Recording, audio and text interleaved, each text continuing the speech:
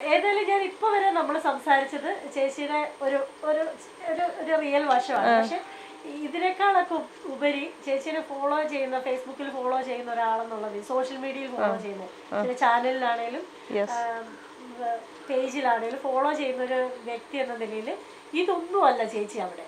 ചേച്ചി ഈ സമകാലിക പ്രശ്നങ്ങളെ കുറിച്ച് ഭയങ്കരമായിട്ട് വിമർശിച്ച് ശരിക്കും ഞെട്ടിപ്പിച്ചിട്ടുണ്ട് പലപ്പോഴും. ഒരു പരിധിവരെയൊക്കെ എനിക്കൊക്കെ എന്തെങ്കിലുമൊക്കെ ഒരു കമൻ്റൊക്കെ ഇടാനൊരു ധൈര്യം പോലും ചേച്ചിയെ പോലുള്ളവരുടെയൊക്കെ ഓരോ എഴുത്തുകളും അഭിപ്രായങ്ങളും നിങ്ങളുടെ നിലപാടുകളും ഒക്കെ എന്നെപ്പോലെ എനിക്ക് തോന്നുന്നു ഒരുപാട് സ്ത്രീകൾക്ക് നിങ്ങളെ പോലുള്ള ഈ ആളുകളുടെ ഈ ഒരു പ്രചോദനം. അപ്പം ഇങ്ങനെ ഈ ധൈര്യപൂർവ്വം ഓരോ കാര്യങ്ങളെ കുറിച്ചും ഈ വിമർശിക്കാനാണേലും വിലയിരുത്താനാണേലും ഉള്ള ഒരു അത് ആ ഒരു കാര്യം എങ്ങനെ വന്നാണ്, അത് എന്ന് മുതലാണ് ചേച്ചിക്ക് അതിൽ ആ ഒരു രീതിയിൽ എത്തിയത്? നമ്മളൊരു മരം കൊളുത്ത് കയറണം, ഒരു ചെടി മരമാകണമെങ്കിൽ സൺലൈറ്റിന്, പിന്നെ വെള്ളം, മണ്ണ്, ഇതിന് കൃത്യമായൊരു ഘടകമാണ്. ഇതൊരു പ്രധാന ഘടകമാണ് എന്ന് പറഞ്ഞതുപോലെ നമ്മൾ ധൈര്യം ഈ ഫേസ്ബുക്കിൽ മീൻസ് സോഷ്യൽ മീഡിയയിലൊക്കെ എനിക്ക് കിട്ടുന്നത്, അല്ലെങ്കിൽ ചാനലുകളിലൊക്കെ എനിക്ക് സംസാരിക്കാനും ഇറങ്ങി പ്രവർത്തിക്കുവാനും പറ്റുന്നത് 10,000 പേര് നമ്മളെ തല്ലുന്നുണ്ട്, അത് ശരിയാണ്. പക്ഷെ അതിലേറെ പേര് സപ്പോർട്ട് ചെയ്യുന്നുണ്ട്. നിങ്ങൾ ചിലപ്പോൾ സപ്പോർട്ട് ചെയ്യുന്നവർ മിണ്ടാതിരിക്കുകയാണ് ചെയ്യുന്നത്. അവരൊന്നും വന്ന് ഞങ്ങൾ നിങ്ങളുടെ കൂടെ ഉണ്ടെന്നൊന്നും അവർ പറയാറേ ഇല്ല. ഈ തല്ലുന്ന മനുഷ്യരാണ് എല്ലാവരും കാണുന്നത്. തല്ലുന്നവർക്ക് തല്ലിയാൽ മതിയല്ലോ. പക്ഷേ മറ്റു ആൾക്കാർക്ക് നമ്മളെ അവർ സപ്പോർട്ട് ചെയ്യുന്നുണ്ട്. ആ സപ്പോർട്ട് ചെയ്യുന്നത് നമ്മൾ അറിയുന്നുണ്ട്. ചില സമയത്ത് ചില സമയത്ത് ഞാൻ ശരിക്കും ബ്രാഹ്മണിക്കൽ പാട്രിയാർക്കിയെ വിമർശിച്ചെഴുതും അതിശക്തമായിട്ട്. ഇപ്പം നമ്മുടെ ഉള്ളിലൊരു ഇതുണ്ട്, ഞാൻ പഠിപ്പിക്കുന്ന എൻ്റെ ആ വിദ്യാർത്ഥി അല്ലെ എൻ്റെ ആ സുഹൃത്ത് എന്തെന്നെ കരുതുമെന്ന്. ആ ആളവിടെ വന്നിട്ട് ഞങ്ങൾക്കിപ്പോൾ തിരിച്ചറിയാൻ സാധിച്ചു എന്ന് വരെ പറഞ്ഞു തന്നിട്ടുണ്ട്. ഓക്കെ, അങ്ങനെ എനിക്ക് ഒരുപാട് സുഹൃത്തുക്കളുണ്ട്. നമ്മൾ അനാവശ്യമായ ഈ ജിഹാദി വിളികളൊക്കെ കേൾക്കുമ്പോൾ ഇതും അതിൻ്റെ ഒരു പാർട്ടായിട്ട് കരുതണമെന്ന് പറഞ്ഞ് നമ്മളെ വന്ന് അതായത് ഈ പറയുന്നവരൊന്നും തന്നെ ആക്ടിവിസ്റ്റുകളോ ചിന്തകരോ എഴുത്തുകാരോ അല്ല കവികളോ ഒന്നുമല്ല. സൈലന്റ് ആയിട്ട് റീഡ് ചെയ്ത് മാറി നിൽക്കുന്ന ആൾക്കാരുണ്ട്. ഇനി ദലിത് സമൂഹത്തിൽ തന്നെ ഈ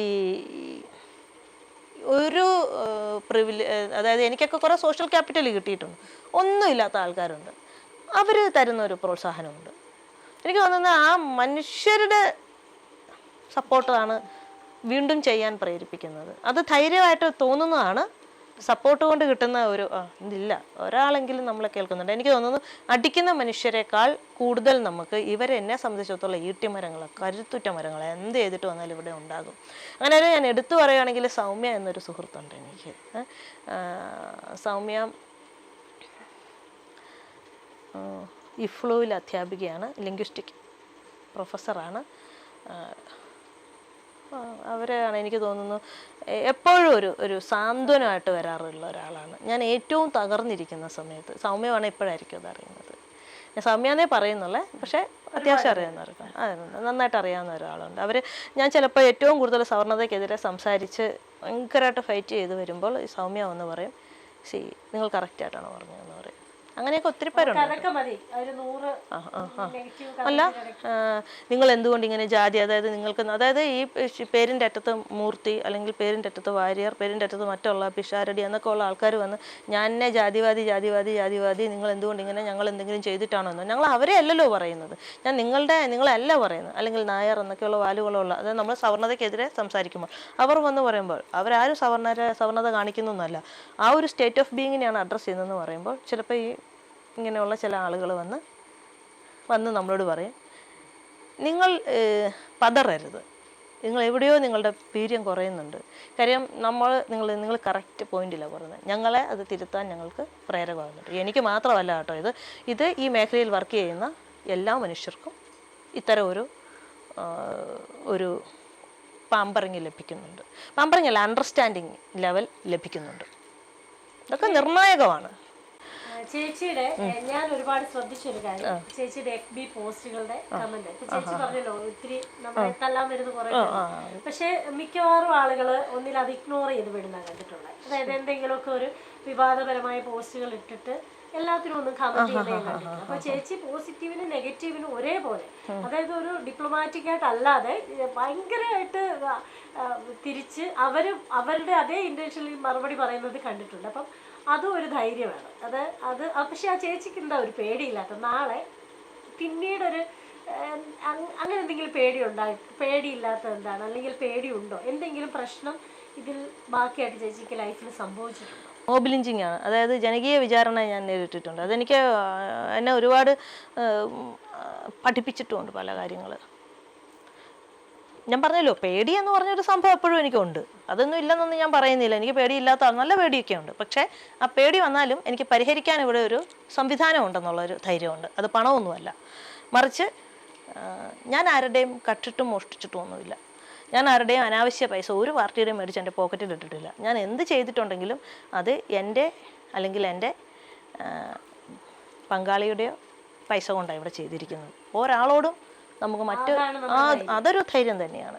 ഒന്നത് കാരണം ഞാൻ എന്തിനാ വേറൊരാൾ എന്നോട് വന്ന് നീ ഇയാൾ മിണ്ടരുതെന്ന് പറയേണ്ട കാര്യമില്ല, താങ്കൾ മിണ്ടരുതെന്ന് അവർക്കൊന്നും പറയാൻ പറ്റത്തില്ല. പിന്നെ മറ്റൊന്ന്, ഞാനൊരു ഓർഡിനറി ശൈലിയിൽ തന്നെ ആണ് ഇതുവരെ കാര്യങ്ങൾ കൊണ്ടുവന്ന്, ഒരു എക്സ്ട്രാ ഓർഡിനറി ആയിട്ടല്ല. അപ്പം എന്നോട് വന്ന് സംസാരിക്കുന്ന ആൾക്കാർ സംസാരിക്കുന്ന ശൈലിയിൽ തന്നെ ഞാൻ അവരോട് മറുപടി പറയും. എന്നെ ഒരാൾ വന്ന് എടിപൊടി എന്നൊക്കെ വിളിക്കുകയാണെങ്കിൽ ഞാൻ തിരിച്ചു അതിൻ്റെ അങ്ങനെ തന്നെ തിരിച്ചു വിളിക്കുമെന്ന് പറയുമ്പോൾ അത് ലീഗലേ എനിക്ക് പ്രശ്നം ഉണ്ടാകാത്ത രീതിയിലൊക്കെ ഞാൻ കൈകാര്യം ചെയ്യും. തിരിച്ചു ചെയ്യും. അമിത വിനയം, ഇങ്ങനെ നാണിച്ച് ചേനവരക്കൽ, അതിനൊന്നും ഇല്ല. അതിന് പറ്റിയൊരു പൊളിറ്റിക്സിലല്ല ഞാൻ നിൽക്കുന്നത്. എന്നെ പ്രൊട്ടക്റ്റ് ചെയ്യാൻ കമ്മ്യൂണിസ്റ്റ് സഭയോ ലാൽ സലാംകാരോ അല്ലെങ്കിൽ കൈപ്പത്തിയോ താമരയോ ഒന്നുമില്ല. ഞാൻ പ്രൊട്ടക്റ്റ് ചെയ്യണം. അപ്പം ഞാനപ്പം കുറച്ചുകൂടി ഡബിൾ ആംപ്ലിഫൈ ചെയ്ത് നിന്ന് പറയും. കുഴപ്പമില്ലാതെ നിൽക്കാനൊക്കെ എനിക്ക് നന്നായിട്ട് അറിയാം. ഇനി അഥവാ ഇനി ഒരു കുഴപ്പം വന്നു കഴിഞ്ഞാൽ ജസ്റ്റ് ഒരു പോലീസ് സ്റ്റേഷൻ കയറണം. ഇപ്പം എത്ര തവണ കയറിയിരിക്കുന്നു. പിന്നെ ഈ പോലീസ് എന്തെങ്കിലും ഒരു പ്രശ്നം വന്നാൽ കേസ് ഉണ്ടാകുമെന്നുള്ളതല്ലേ. പോലീസിനെയൊക്കെ പേടിക്കേണ്ട കാര്യമുണ്ടോ? ജനകീയ പോലീസല്ലേ, പേടിക്കണമെന്ന് എനിക്ക് തോന്നുന്നില്ല. പെട്ടെന്ന് ഞാൻ എല്ലാവരുമായിട്ട് കൂട്ടാകുന്ന ഒരു പ്രകൃതമാണ്. ഞാൻ എപ്പോഴൊക്കെ പോലീസ് സ്റ്റേഷനിൽ പോയിട്ടുണ്ട്, പോലീസിൻ്റെ സൗഹൃദം സമ്പാദിച്ചു തന്നെയാണ് തിരിച്ചു വന്നിരിക്കുന്നത്. അപ്പോൾ വടയമ്പാടി ജാതിമതിൽ സമരത്തിലൊക്കെ പോലീസ് സ്റ്റേഷനിലായിട്ടുണ്ട്. പിന്നെ മറ്റു പലർക്ക് വേണ്ടിയിട്ട് പോലീസ് സ്റ്റേഷനിലൊക്കെ പോകുന്നുണ്ട്.